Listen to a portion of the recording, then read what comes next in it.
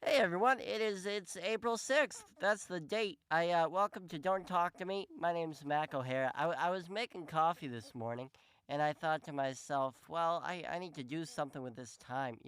And everyone's turning on a microphone and talking and I thought I'd do the same thing. So here I am and I'm drinking my morning coffee and I'm talking into a microphone and it's great. I'm also in a closet. You guys can't see me, but I'm in the closet, not in like a fun way, but like in an actual closet surrounded by my clothes.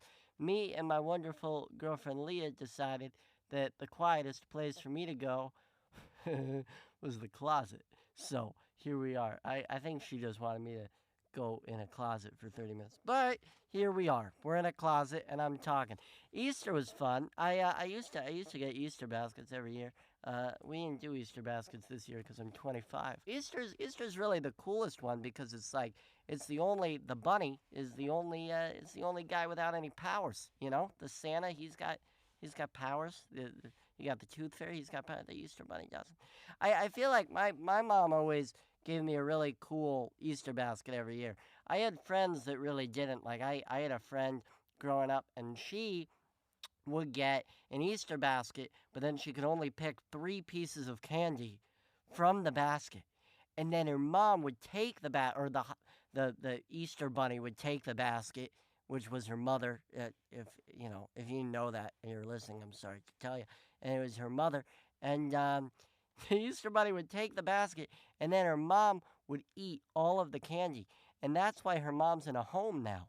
I really think that like if you just give your kid the candy, you'll be taken care of as an adult. It's all the parents that stole their kids' candy that's in homes. And my mom isn't gonna be in a home. She gave me candy. She gave me this one year. She gave me these gumballs. Is that what they're called? That sounds like it isn't what they're called, but it's probably what they're called. And she gave me these gumballs, but they were camel testicles, and they were like bumpy, and then they were filled with red juice. They were really fun. I'll always remember that. That's probably my trauma that happened. It's been a really fun week. I had Friday, I had Greenwich Village, and then Saturday I had New York, and then Sunday I had a doubleheader: New York, New Joke Night, and then Broadway Comedy Club. And the great part about New York Comedy Club is the security there is fantastic. I mean, nothing's happening there. Literally none. You could go to New York Comedy Club. You're on stage. You hear someone whisper something in the audience. You look away for a second, and they've vanished into thin air. They're not even in the club anymore. That's not the same with other clubs. I was at a club one time, and there was this Australian woman in the back, and she was completely hammered, and she just kept heckling, and it was a supportive heckle, which I don't know if you know this, if you're a comedy fan or not, but the supportive heckle is the worst heckle. Supportive heckle is so much worse. An angry heckle, a heckle that like is like you suck, is usually way easier to deal with. Because also, usually you're doing well when they say you suck. You're not bombing and someone says you suck. If you're bombing, everyone knows you suck. No one needs to say you suck. We're all aware that I'm bombing. You know what I mean? But when you're crushing, it happened one time where someone came up to the stage and was like, "You suck," and I'm like, one, I'm doing okay, and then two, you can call them a bitch, and everyone is on your side because they don't like this person. But the issue with the supportive heckler is that everyone kind of thinks they're adorable, but you're still at work. Like you're still. It'd be like if you're like fighting a fire and you're a fireman and someone runs up and gives you a hug and you're like, okay, I'm grateful that you're giving me a hug and you're thankful, but also I'm fighting a fire. And that's kind of what this is. She was very supportive. They're like, yeah, like that's right, you go, and I'm like, yeah, thank you, shut up.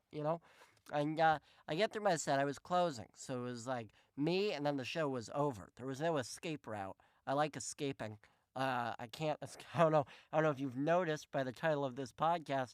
I'm not good at talking to people off stage, so I usually go out the back door. I didn't have time to escape. I kind of go to the green room and gather my stuff, and at this particular club, they got a bowl of mints. That's the best part about the club. They got a nice bowl of mints, and I have probably one when I get there, a couple right before my set, and then I have a couple after, and then I take a couple for the road. So I really, I get paid in mints pretty much. No, but anyway, I was doing this show on Long Island, and it was a hell gig. It was at a restaurant, and I was hosting the show, which it was really fun because three-fourths of the people in the restaurant, it was a huge steakhouse. It was like 150 people, and three-fourths of that, so whatever that is, 90, right? Had no idea that there was a show, had no clue. So they were like five people were there for their birthdays. And so halfway through the show, or a third of the way through the show, they kept bringing the cake out and singing happy birthday with these huge sparkling candles. It was like a mess. And I'm hosting this thing, so everyone hates me off the bat because they're like, oh, this is the guy that put on the show. And I'm like, no, I'm the guy that's getting paid $10. So whatever. But anyway, they had at the front these nice buttermints, and I made friends with the people up front, and I probably had 20 of those. By the end of my set and by the end of the show, my pocket was full of these white wrappers, and that was a fun experience. What was I talking about? Oh, the Australian woman. So anyway, I do the set.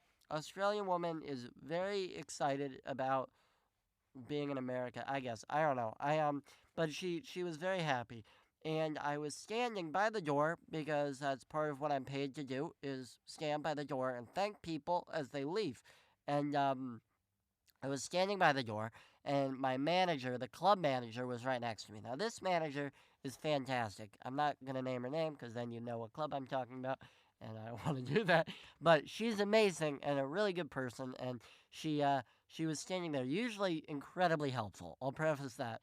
Anyway, I'm standing right next to the door, and all the people are leaving, and here comes, I can see her from all the way in the back of the room, 200-person room. I can see her rushing towards me. It was like just a linebacker running at me. And here came the Australian woman, and she's coming towards me, and she just wrapped her entire body around me. And I don't know if you've met me in person, you know I'm about 60 pounds wet. And she gives me a big kiss on the cheek, and but I escape, and my manager's just looking at me like deer in the headlights. And so that was an experience that happened this past week. That was an exciting moment. Crazy stuff has happened in the past month or so. I think what I'm going to use this podcast for, now that I'm thinking about it, is I'm going to tell you what happened in the week, which we've done. We've done that part. I've told you about the week. It's exciting. And then I'm just going to run through some ideas that I've had over this past week because we write a good amount and we get a good amount of stage time, but I have Australian women yelling in the back, and sometimes I can't get out what the fuck I want to talk about. So we're going to do this, and you're not going to talk to me, which I guess is the whole point of the podcast, isn't it? Okay, cool stuff that's happened this past month or so. My girlfriend and I got a rescue, a dog. Obviously, you can't call a human a rescue. Although it would be fun if you could adopt a kid and refer to it, just be like, yeah, this is my 2-month-old rescue from Germany. That'd be kind of neat. No, but we got a rescue. His name's Kevin. He's a 45-pound Jack Russell pit bull mix, and he's adorable. We got him from Puerto Rico. I honestly feel he's jacked, and I feel weird calling him a rescue. Like, he would have been fine, Like, it's one of those things where it's like, I feel like a rescue, you can't have, be doing well and be a rescue. Like, there's got to be a little bit of a, it's more of a kidnapping, if we're being honest. We kidnapped him and we gentrified him. You think his name was Kevin when we got him? His name was Tiago. And now he's got a stuffed bok choy and a puffer coat. And, no, he's great. He's adorable. Even the website, we got him from this website, and they had his picture, and he looked so jacked. I mean, he's got the arms and pecs, and they were like, Kevin needs a home. And I'm like, I don't think Kevin needs a home. Like, he might want a home, but like I could see it in his eyes, he needed a victim. You know what I mean? Like, he's just so ripped. With the rescue thing, I just think it's like there's got to be like a line. Like our last dog that we had her for a year. I thought she was gonna last about 2 weeks. I think we both did. But Leah's mom, my girlfriend's mom, found her, and she was on the side of a road, a truck coming at her. Leah's mom picks her up, takes her off the side of the road. That's a rescue, by the way, right? That's an actual, not a 4-month-old puppy that would have been the king of all street dogs and now is in a puffer jacket making wine in his backyard. Like, you know? But no, Chloe was she was great. We had her for a year. She she would just spin in circles and bark. That was her favorite activity. She was blind, so that was what she did, and she was adorable, man. She had her little sweater and stuff.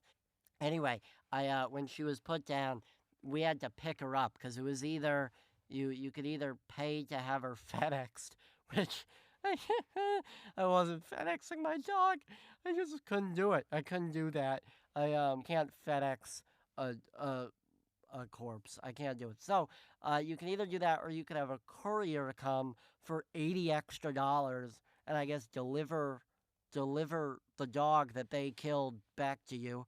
Um, or you could go pick her up. So I'm like, all right, I'm gonna go pick her up. So I took Amtrak all the way out, or no, what was it? It was the Long Island Railroad. I took Long Island Railroad all the way out, probably an hour and a half from the city, and I go to this place, and I mean, obviously a weird group of people that work there, but they were odd, and they're like, do you want to touch her? And I'm like, not really. I mean, I'm pretty sure she feels like cremated dogs feel, and so they're like, no, you got to touch her. So they bring me Chloe, and she's in a box as ashes are, and they open the lid, and they're like, you can touch the dog and the ashes, and they also, I'm not gonna get too graphic here, but it's called aquamation. They cremate the dog in water, and they're like, here's the water she was aquamated in, and all of this stuff, and then they put it all in a bag. It's very nice. They have her paw print and everything, and they gave me the bag, and they're like, okay, safe travels, all of that, and then they're like, you're John, right? And I'm like, no, I'm not. And they're like, well, was the vet's name John? And I'm like, I don't think so. And they're like, oh, it's the wrong Chloe. So I just touched a random dog's, and so that was an experience that I had with a different Chloe that I'm sure is equally as fantastic. But no, we ended up getting our Chloe. It was the real Chloe. I touched that one too. It felt the same, but I'm glad that we got the right one.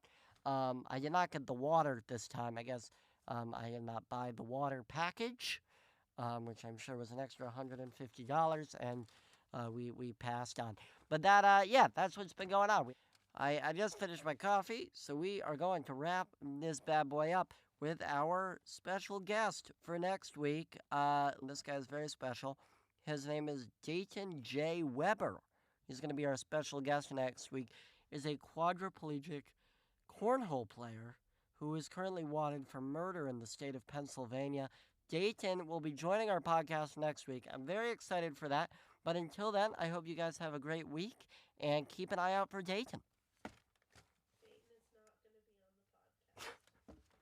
Dayton. All right. That's a wrap on episode 1. I think it's great. I think this is going to be a huge success.